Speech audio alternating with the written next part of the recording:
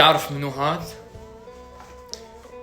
ايه وقف، لا تدعي عليه، حرام، هذا مثلك مظلوم، راح ضحية إجرام النظام.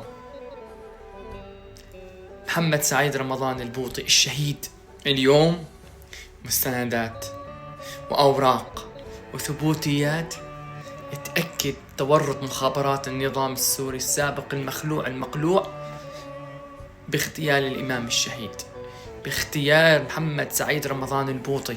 تخيل يا رعاك الله، هذا الشيخ التقي يلي كنا تربينا على إيده، تربينا على منهجه الوسطي المعتدالي الديني، اغتيل اليوم. الأوراق اكتشفت وصارت واضح للعلن أن المخابرات السورية هم اللي كانوا وراء تصفيته بعد ما تمرد وما قبل ينطق غير كلمة الحق.